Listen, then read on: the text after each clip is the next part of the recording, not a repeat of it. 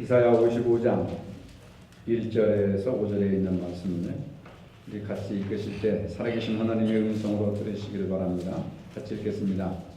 오라 너희 모든 목마른 자들아 물러나오라. 돈 없는 자도 오라. 너희는 와서 사먹되 돈 없이 값없이 와서 포도주와 젖을 사라. 너희가 어찌하여 양식이 아닌 것을 위하여 은을 달아주며 배부르게 하지 못할 것을 위하여 수고하느냐. 내게 듣고 들을지어다. 그리하면 너희가 좋은 것을 먹을 것이며 너희 자신들이 기름진 것으로 즐거움을 얻으리라. 너희는 귀를 기울이고 내게로 나와 들으라. 그리하면 너희의 영혼이 살리라. 내가 너희를 위하여 영원한 언약을 맺으려니 곧 다윗에게 허락한 확실한 은혜이니라. 보라 내가 그를 만민에게 증인으로 세웠고 만민의 인도자와 명령자로 삼았나니 보라 내가 알지 못하는 나라를 내가 부를 것이며 너를 알지 못하는 나라가 내게로 달려올 것은 여호와 내 하나님 곧 이스라엘의 거룩하신 이로 말미암음이니라. 이는 그가 너를 영화롭게 하였느니라. 아멘. 많은 분들이 출타를 했는데 내가 모르는 무슨 절기라도 있는가. 세상에서 사람들이 찾는 그런 절기가 있잖아요. 이런 날은 이사를 해서는 안 되고 뭐 이런 날은 손이 있어서 안 되고 그런 때가 지금인가 그런 생각을 잠시 해봅니다. 왜냐하면 집중적으로 이 기간에 출타한 분들이 많기 때문에 무슨 세상적인 세속적인 무슨 전통이 있는가, 내가 모르는 전통이 있어서 그 전통에 따라 무슨 행사를 하는가 뭐 그런 생각도 해봅니다. 어쨌든 우리가 살다 보면 친척의 애경사 또 여러 가지 스케줄도 많이 있고 가야 할 것도 많고 할 일도 많이 있지만 그걸 다 우리가 따라가다 보면 주의를 지키지를 못하는 겁니다. 왜냐하면 집중적으로 토요일날 주일날 행사가 이렇게 모여있기 때문에 직장생활 하시는 분들이 주일날 지킨다고 하는 것은 굉장히 어려운 거죠. 더군다나 성수주의를 한다고 하는 것은 자기의 모든 것들을 상당히 많이 포기하지 않으면 주일날 있는 애경사나 행사에 참석을 못하는 거죠. 그러다 보면은 인간관계가 단절되고 사업하시는 분들은 고객이 끊어지고 그러니까 경제적인 손실을 생각해서 어쩔 수 없이 그런 관계를 맺어야 되기 때문에 이제 주 5일 근무가 된 이후로 주일날 토요일날 이제 결혼식도 토요일날 밤에 주일날 밤이나 토요일날 밤에 하는 사람들이 많이 있습니다. 전에는 무슨 밤에 결혼식을 하느냐고 떳떳하지 못한 결혼식도 하는데 대낮에 두고 왜 밤에 결혼식 하느냐 그런 생각들이 가득 차 있었는데 지금은 달라집니다. 지금은 금요일날 저녁, 토요일날 저녁에 결혼식을 하는 사람들이 많이 있어요. 그래야 사람들이 오니까 문화라고 하는 것이 점점 바뀌어지는 겁니다. 잔치라고 하는 이 문화도 이스라엘에서는 일주일 동안 낮이고 밤이고 잔치를 베풀었는데 주로 이제 밤에 많은 사람들이 모이죠. 근데 결혼식 잔치가 일주일 동안 계속됐습니다. 그러니까 얼마나 많은 음식과 얼마나 많은 술들을 마셨겠어요. 하루 잔치하는 것도 벅찬데 그 당시에는 먹을 것도 별로 없는 사람들이 일주일 동안 잔치를 베풀었어요. 그것은 뭐냐면 잔치라고 하는 의미가 그렇게 인생에 있어서 가장 큰 거라고 하는 거죠. 서양 사람들은 믿는 사람, 안 믿는 사람들이 더 많은데 믿는 사람들은 예외를 두고 안 믿는 사람들은 일생에 교회를 딱 3번 나갑니다. 태어나서 세례 받을 때, 그리고 결혼식 할 때, 그리고 언제겠어요? 장례식 때. 그러면 자기들은 태어나서 세례 받고 결혼식 할 때 가서 교회에서 성당이나 교회에서 이렇게 결혼 주례 받고 그리고 이제 실컷 세상적으로 살다가 죽어서 이제 장례식 할 때 이제 교회 목사님이나 신부님이 와서 장례식을 치러주면 그것으로 끝나는 거예요. 그래서 제가 궁금해가지고 외국에 있을 때 친구들한테 물어보니까 왜 당신들은 1년에 아니 일생에 3번 교회 나가느냐? 교회 3번 나가는 건 다 나가는 거라는 거예요. 태어나서 나가고 제2의 인생을 시작할 때 결혼식 할 때 나가고 죽을 때 나가면 다 다 나가는 거 아니냐, 일생 동안 나가는 거 아니냐, 그런데 농담적으로 얘기를 하는 걸 들어봤는데 그것은 자기 변명이죠. 어떻게 일생에 3번 나가는 사람하고 평생 신앙생활하는 사람하고 같겠습니까, 여러분? 그렇죠? 다르죠. 하나님의 잔치라고 하는 것은 하나님께서 잔치의 주인이 되셔서 우리를 부르시는 겁니다. 초청을 하시는 거예요. 예배의 자리에 나와라, 말씀의 자리에 나와라, 잔치의 자리에 나와라라고 예수님께서 우리에게 초청장을 보내셔서 우리가 그 초청장을 받아보고 갈 것이냐 말 것이냐라고 하는 것은 여러분들이 선택을 해야 되는 겁니다. 살면서 초청장이 많이 오죠. 메일로 오는 경우도 있고 문자로 오는 경우도 있고 초청장 엽서로 오는 경우도 있고 전화로 오는 경우도 있고 많은 이 애경사에 초청장을 보냅니다.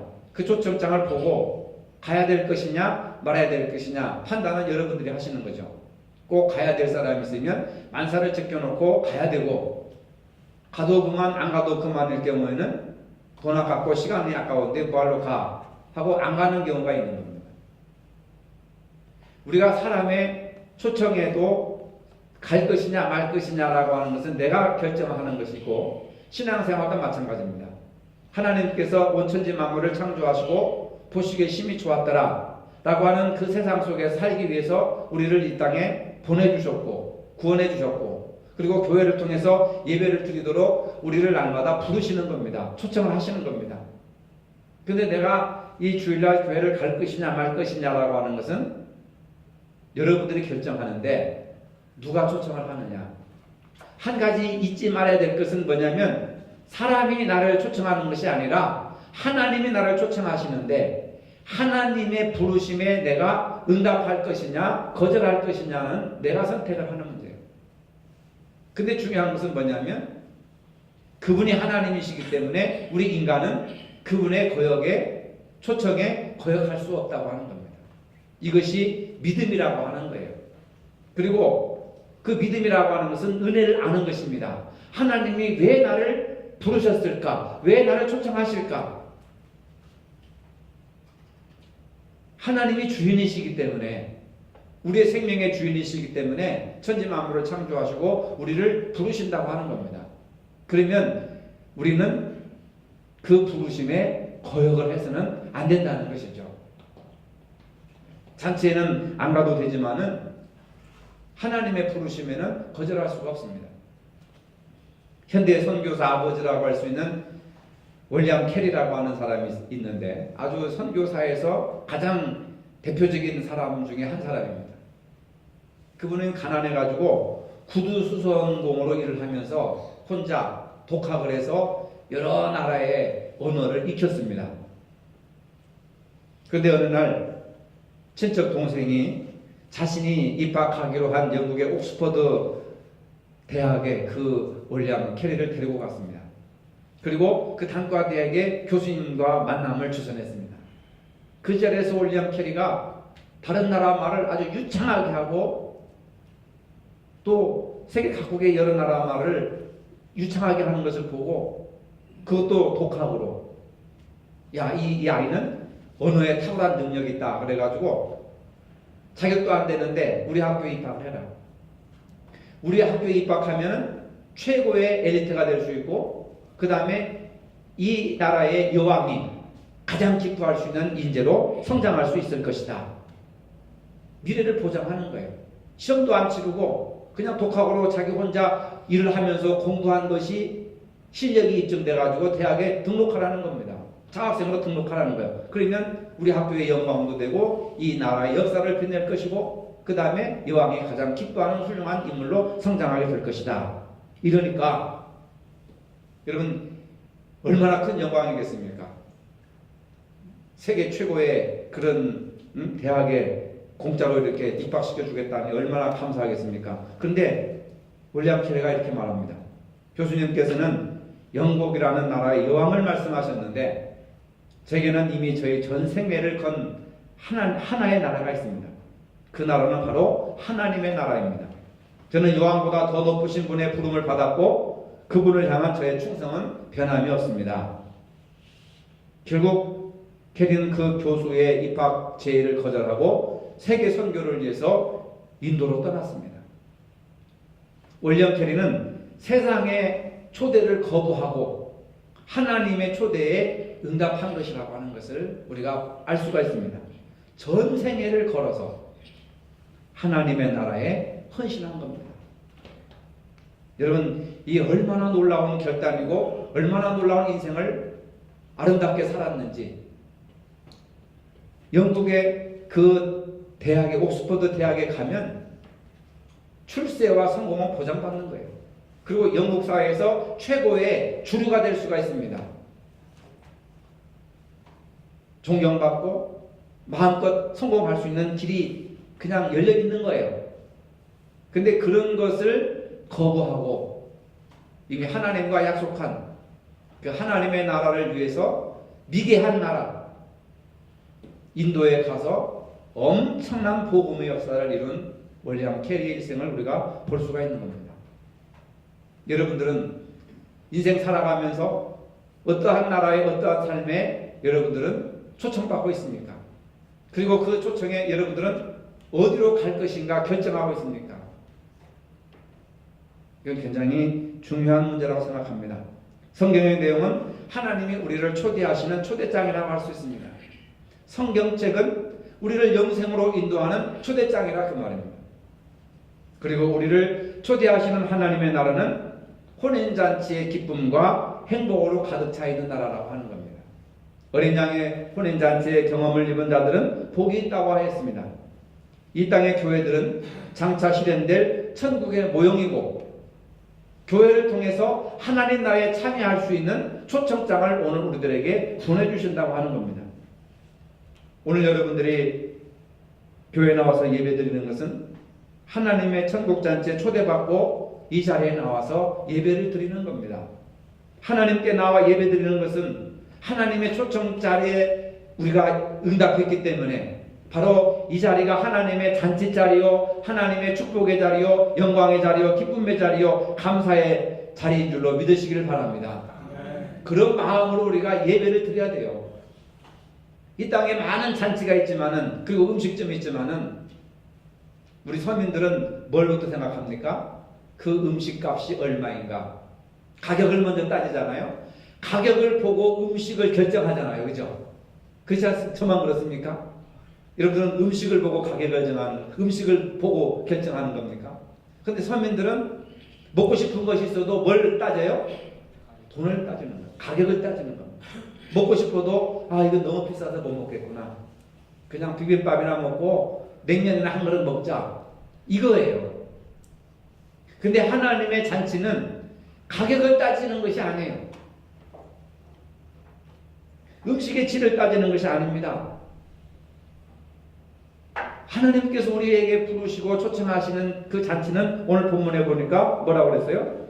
오라 너희 목마른 자들아 물러나오라 돈 없는 자도 오라 너희는 와서 사 먹되 돈 없이 값 없이 와서 포도주와 젖을 사라. 아니 돈도 없고 가진 것도 없는데 무엇을 사 먹어요? 포도주와 젖을 어떻게 삽니까? 돈도 없는데. 보세요. 돈 없는 자도 오라 너희는 와서 사 먹되 돈 없이 값 없이 와서 포도주와 젖을 사라. 아니 돈 없는데 무슨 포도주를 사고 무슨 젖을 삽니까? 여러분. 이미 그 부르신 그분이 포도주와 젖의 값을 이미 지불하셨다. 음식값을 지불하였으니까 와서 포도주를 사 먹든지 젖을 사 먹든지 마음껏 사 먹어라. 마음껏 먹어라. 얼마나 고마워요. 얼마나 감사합니까? 여러분 광주에는 그런 게 있는지 몰라도 대전에는 음식점에 무슨 제도가 있느냐면 내가 음식점에다 돈을 30만 원을 이미 지불을 해요. 그러면 뭐를 주겠죠? 그러면 아무 때나 가가지고 음식을 먹을 수 있어요. 그런 제도가 있더라고. 그래서 티켓을 딱 끊어주는 거예요. 50만 원 또는 100만 원 티켓을 끊어주면 그거 가지고 그냥 가서 마음껏 먹는 거예요. 자기는 돈 안 주고. 이미 다른 사람이 돈을 지불했기 때문에 그 티켓만 가지고 가면은 그냥 100만 원어치 6개월이든 1년이든 아무거나 자기가 먹고 싶은 것을 다 먹는 거예요. 광주도 이런 것이 있습니까? 있어요. 그래서 참 신기하다고 그랬어요. 그러니까 이미 음식값을 지불하고 초청을 하는 거예요. 하나님께서 우리의 음식값을 이미 지불하시고 초청을 하시는 거예요, 우리를. 여러분들이 헌금을 내는 거 음식값이 아닙니다. 받은 은혜에 감사해서 감사 예물이죠. 음식값이 아니라는 거예요. 그래서 뭐라고 얘기합니까? 돈 없는 자도 오라. 너희는 와서 사 먹되 돈 없이 값없이 와서 포도주와 젖을 사라. 얻어먹으라는 것이 아니에요. 당당하게 와서 사 먹으라. 왜? 내가 값을 지불했기 때문에. 이것은 뭐예요? 예수님께서 십자가에 못 박혀 죽으심으로 우리의 모든 죄값을 다 지불하셨기 때문에 와서 즐기고 기뻐하고 감사하고 영광 돌리면서 하나님께서 우리를 초청하신 그 초청의 자리에 와서 마음껏 즐겨라 그 말이에요. 그러니까 예배가 초상집이 돼서는 안 되고 잔치집이 돼야 되는 거죠. 아시겠습니까? 한 끼에 3만원, 4만원 하는 뷔페집에 가가지고 얼굴 찡그리고 인상 찡그리고 그렇게 밥을 먹는 사람들은 정신 상태를 좀 생각해야 되잖아요. 맛있는 음식을 앞에 놓고 즐거운 사람들과 함께 기쁨으로 행복하게 음식을 먹어야 되지 않겠습니까? 그렇죠? 세상 음식점에 가서도 가면은 기쁘고 행복하고 즐겁잖아요. 근데 영생을 주시는 말씀의 잔치에 우리를 부르셨는데 교회에 나와서 우리가 여러분 기뻐하고 즐거워해야 되지 않습니까? 천국의 우리 가족들 아닙니까? 성도는 천국의 잔치에 부름받은 천국의 가족들이 원수가 아닙니다. 원수는 함께 천국에 들어갈 수 있어요? 없어요? 원수는 함께 천국에 들어갈 수가 없어요. 천국에 들어갈 수 있는 사람들은 천국의 가족, 하나님의 백성, 하나님의 가족만에 들어갈 수 있는 겁니다. 그러니까 맛있는 음식 잔치에 여러분들이 부르심을 받았으면 함께 먹고 마시고 즐거워하면서 함께 더불어 행복을 누려야 될 줄로 믿으시기를 바랍니다. 하나님의 잔치에는 음식이 뭐다? 무료다. 돈 안 내고 값없이 우리 주님께서 다 값을 지불하셨기 때문에 십자가에 못 박혀 돌아가실 때 뭐라고 그랬어요? 내가 다 이루었도다. 내가 다 이루었도다라고 하는 것은 값을 다 지불했다. 죄값을 다 지불했다. 그거예요. 근데요, 구약에서는 하나님 앞에 나올 때 초청받은 자들만 나오는 게 아니에요. 초청받아서 나오는 것이 아니라 죄가 있어서 나오는 거예요. 죄가 있어가지고 나올 때 그들이 죄를 사하기 위해서 무슨 제사를 드렸냐? 번제, 소제, 화목제, 속제제, 속건제 이 5가지 제사를 드려야 됩니다. 근데 그 제사를 드릴 때는 반드시 양이나 염소나 송아지, 비둘기 또는 곡식가루 반드시 제물을 가지고 나와야 돼요. 그래서 그 제물을 드림으로써 내 죄가 사해진다고 생각을 하기 때문에 이것은 구약의 제사는 초청 제사가 아니에요. 초청 예배가 아닙니다. 의무예요, 의무. 근데 우리 신약은 뭡니까? 양 가지고 나옵니까? 염소 가지고 나옵니까? 그것이 나의 죄를 사한다고 생각합니까? 아니잖아요. 예수님이 십자가에 돌아가심으로 제물이 되셔서 단 한 번만에 죄가 사해지고 그 은혜를 감사해서 우리가 감사헌금, 주정헌금, 11조의 헌금 드리는 거 아닙니까? 그 제물이 우리를 의롭게 하는 것은 아니에요. 의로워진 사람들이 기쁘고 감사해서 예물을 드리는 줄로 믿으시길 바랍니다. 하나님의 잔치에는 모든 음식이 무료라고 하는 거예요. 그래서 값없이 와서 포도주와 젖을 사 먹어라 이렇게 말씀하시는 것을 볼 수가 있습니다. 그렇기 때문에 우리는 시간적으로 하나님을 만날 만한 때에 공간적으로 가까이 계실 때에 기회를 놓치지 말고 하나님이 부르실 때 하나님을 만나야 되는 거예요. 하나님을 가까이 하는 것이 내게 복이라. 차를 타고 오시든 걸어서 오시든 오셔서 예배 드리는 것이 그게 축복입니다. 나이 더 들어보세요, 여러분. 걷지도 못하고 듣지도 못하고 보지도 못할 때 교회 나올 수 있습니까? 예배 드릴 수 있습니까? 치매라도 걸리면 하나님을 인식할 수 있어요? 성경을 읽을 수 있습니까? 찬송을 부를 수 있습니까? 자식도 몰라보는데, 남편도 몰라보는데 하나님을 어떻게 알아보겠습니까? 그러니까 우리가 하나님의 초청에 응할 시간과 공간에 제한이 있다는 거예요. 영원히 열려있는 줄 아십니까? 영원히 노아의 방주의 문을 안 닫고 열어놓는 줄 아십니까? 아니잖아요. 때가 되면 방주의 문을 닫듯이 하나님도 구원의 문을 닫으실 때가 온다는 거죠. 그래서 가까이 계실 때, 만날 때 부르고 찾고 가까이 와라. 하나님을 가까이 하는 것이 내게 큰 복이다. 두 번째, 하나님의 잔치는 모든 사람을 위한 겁니다. 근데 불행하게도 백인 사회에 가보면은 아무나 오게 모든 사람을 위한 것이 아니에요. 백인들을 위한 교회가 있습니다. 거기는 흑인들이 예배당에 못 들어가요. 목욕탕, 이발소, 극장, 음식점, 교회.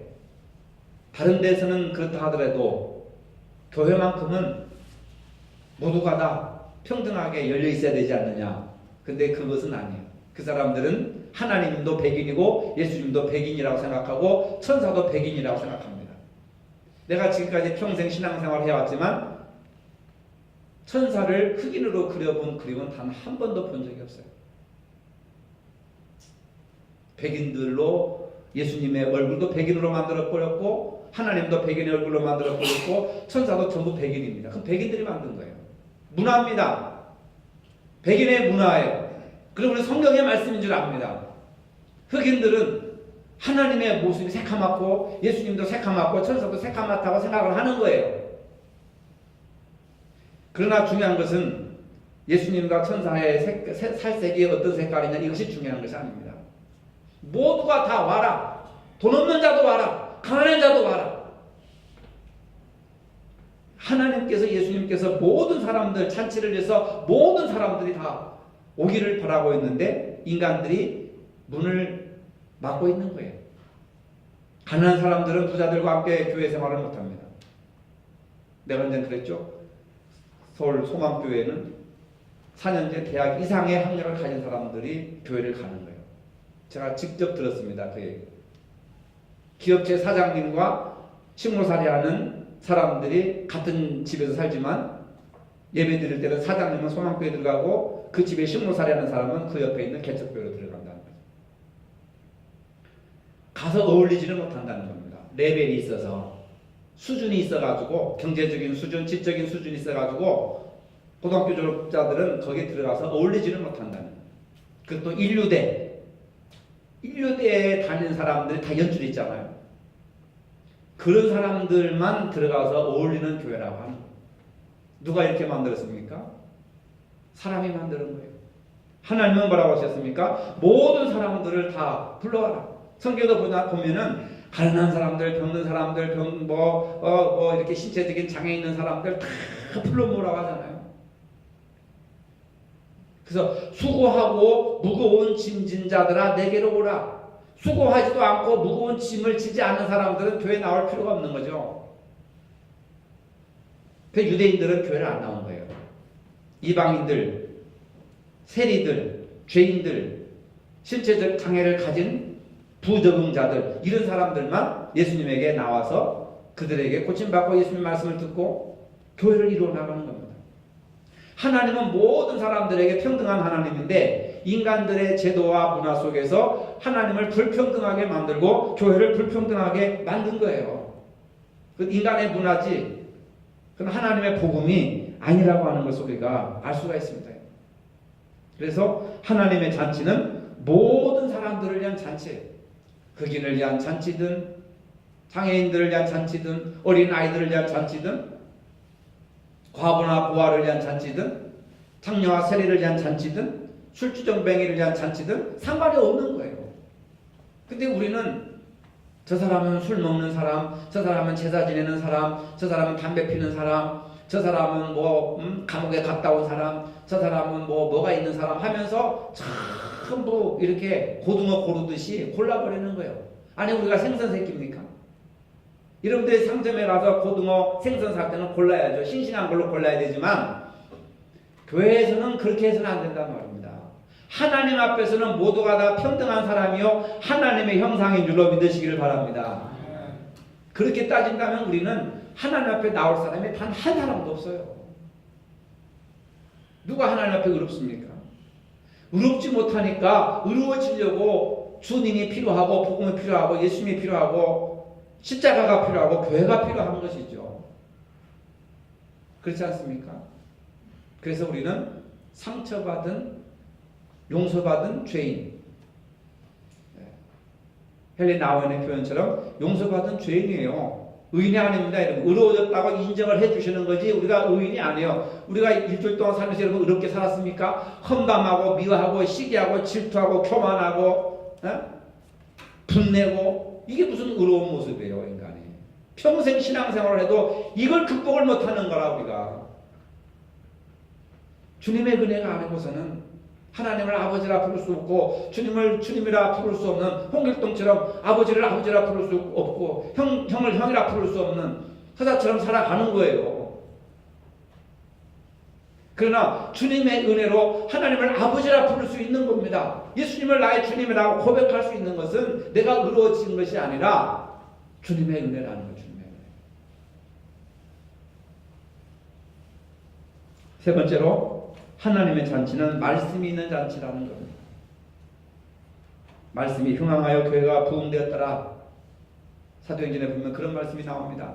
말씀이 흥황했다는 것은 뭐예요? 모든 성도들이 말씀을 갈망하고 말씀을 먹고 말씀을 사모하고 말씀대로 순종하고 말씀이 나를 지배하고 내 의식과 잠재의식을 지배하고 나의 삶의 방향을 기준짓는 것이니 말씀이 내 발의 등이요 내 길에 빛이 되는 삶.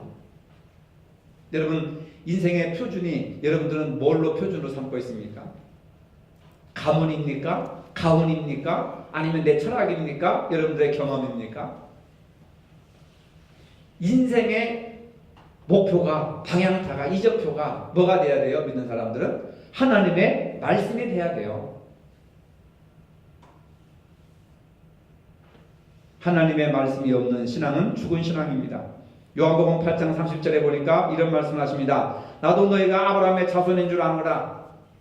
아브라함의 자손은 대단한 거예요. 대단한 의와 율법을 가지고 있는 사람들입니다. 그러나 내 말이 너희 안에 있을 곳이 없으므로 나를 죽이려 하는도다. 이걸 다시 나도 너희가 교인인 줄 안다. 내가 너를 목사인 줄 안다. 장로인 줄 안다. 권사인 줄 안다. 그러나 내 말이 너희 안에 있을 곳이 없으므로 나를 죽이려 하는도다.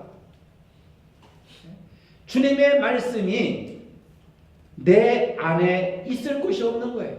세상 걱정과 염려와 근심으로 세상적인 경험과 철학으로 가득 차 있기 때문에 하나님의 말씀이 내 안에 있을 곳이 없는 거예요. 그래서 유대인들은 표적을 구하고 이방인들은 지혜를 구하는도다. 그래서 철학 뭡니까? 이성과 지혜와 기적, 기적, 또 이적, 표적. 유대인들은 이런 것을 구하고 헬라인들은 철학을 구했잖아요. 그들에게 주님의 말씀이 있을 곳이 없기 때문에 십자가의 도가 미련하게 보이는 거예요. 예수 믿는 것이 미련하게 보이는 거예요. 교회 나오는 것이 미련하게 보이는 거예요. 지는 것이 미련하게 보이는 거예요. 그러나 하나님의 편에서 볼 때 그것이 어리석은 겁니까, 여러분? 미련한 겁니까? 실패자들의 모습입니까? 중요한 것은 내가 저 사람이 미운 것은 저 사람이 미운 행동이 나를 믿게 만든 것이 아니라 내 안에 하나님의 말씀이 없기 때문에 저 사람이 믿게 보이는 거예요. 남편이 믿게 보이고 아내가 믿게 보이고 다른 사람들이 믿게 보이는 게 용서할 수 없는 마음이 있는 게 뭡니까, 여러분? 그 사람들이 뭐 살인죄를 졌습니까? 도둑질을 했습니까? 집을 훔쳐갔습니까? 아니잖아요. 내 안에 하나님의 말씀이 있을 곳이 없기 때문에 용서가 안 되고 사랑을 못하고 도와주지를 못하고 함께 하지를 못하는 거예요. 그래서 어떻게 됩니까? 예수를 죽이려 하는 거예요. 예수를 죽이려. 예수를 믿는다고 하면서 오히려 예수를 죽이고 있다고 하는 거죠. 이게 무서운 얘기 아닙니까, 여러분? 요한복음 8장 37절의 말씀이에요. 그러니까 우리가 어떻게 돼요? 말씀이 내 안에 충만하게 하옵소서. 말씀으로 충만하게 하시고, 말씀이 나를 사로잡게 하시고, 말씀이 나를 지배하게 하시고, 주의 말씀은 내 발의 등이요 내 길의 빛입니다. 주의 말씀을 가지고 살게 하여 주옵소서. 한국교회 안에는 권력 있는 사람 대우받고 돈 있는 사람 대우받고 세상에서 높은 지위를 가진 사람들이 천국을 차지하고 있는 것 같지만 천만의 말씀이에요. 하나님의 말씀을 가진 사람들, 하나님의 말씀을 전하고 그 다음에 하나님의 말씀에 순종하고 하나님의 뜻대로 살려고 하는 사람들이 예수 믿는 사람들이에요. 교회 다니는 사람이 예수 믿는 사람이 아닙니다, 여러분. 아무든지 나를 따라오려거든 자기를 부정하고 나를 자기 십자가를 짊어지고 나를 따르는 자다. 예? 주여 주여 하는 자마다 다 천국에 들어갈 것이 아니라 내 아버지의 뜻대로 내 아버지의 말씀대로 사는 자가 천국에 들어갈 것이니라. 이걸 어찌하겠습니까?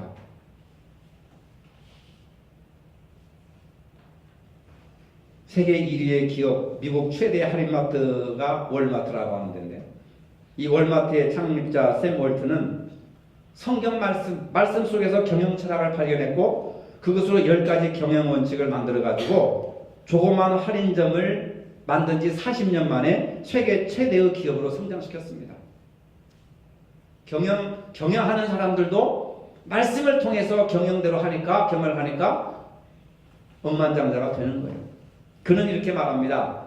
사업의 목표는 돈이 아니라 하나님 앞에 영광을 돌리고 사람들에게 봉사하는 것이다. 이게 복음이에요, 여러분. 아니, 사업하는 사람이 이윤을 목적으로 사업을 해야지. 근데 사업하는 사람이 돈을 따라가면 망하는 거예요. 사람을 따라가야 된다는 거예요. 사람을 따라가요. 아시겠어요? 이해가 안 됩니까, 여러분? 목사님이 뭐라 알아요? 저는 경영서적을 많이 읽었습니다. 피터 드레커가 세계 최고의 경영자인데 그 사람 책 거진 다 봤어요. 이제는요, 돈이 아니라 사람이에요. 물건이 아니라 감성이에요. 이미지예요, 이제는. 물건을 소개하는 것이 아니라 그 사람을 감동시켜야 됩니다. 그래야 아프리카에서도 신발을 팔아먹고 뭡니까? 시베리아에 가서 냉장고를 판다고 하는 거예요. 그러니까 이 샘 월튼이 뭐라고 합니까? 사업의 목표가 돈이 아니라는 거예요. 여기서부터 다르잖아요. 아니, 돈 벌려고 사업하는 거지. 근데 그게 아니라는 거죠. 사업의 목표가 돈이 아니라 하나님 앞에 영광을 돌리고 사람들에게 봉사하는 것이다. 그러니 하나님이 복을 주시지 않는단 말이에요. 사람들에게 봉사를 하는데 사람들이 감동을 안 하겠느냐 말이에요. 월마트로 가죠. 사람들이. 롯데마트로 가겠습니까? 성경 말씀 따라합시다. 성경 말씀이 성공의 비결입니다. 믿으시기 바랍니다. 내 인생을 성공시키려면은 돈 따라가는 건 아니에요. 시대의 그런 걸 따라가서는 안 됩니다, 여러분. 바로 하나님의 말씀을 따라가야 됩니다. 우리가 신앙생활하는 목적이 내 욕망을 채우게 하는 것이 아닙니다. 하나님께 영광을 돌리고 사람을 섬기는 것이 바로 신앙의 목표가 된다면 우리도 믿음의 거부가 될 수가 있다고 하는 것입니다. 하나님은 잔치를 베푸시고 우리 모두를 초대하십니다. 하나님의 잔치에는 모든 음식이 무료입니다. 하나님의 잔치는 모든 사람을 위한 것입니다. 하나님의 잔치는 말씀 있는 잔치입니다. 이 부르심에 늘 응답하면서 풍성한 인생을 사시기를 주님의 이름으로 축복합니다. 거룩하신 주님, 오늘도 우리를 위한 잔치자리에 초대해 주셔서 감사합니다. 말씀을 통하여 주시는 생명의 음식을 먹고 풍성한 말씀을 누리는 축복된 삶을 살게 하여 주시옵소서. 예수님의 이름으로 기도합니다. 아멘. 이제는 우리 주 예수 그리스도의 은혜와 하나님 아버지의 무한하신 사랑과 성령의 교통하심이 하나님의 잔치에 참여하여 풍성한 말씀의 양식을 먹고 풍성한 삶을 살길 원하는 모든 성도들 머리 위에 이제로부터 영원토록 함께 하시기를 축원하옵나이다. 아멘.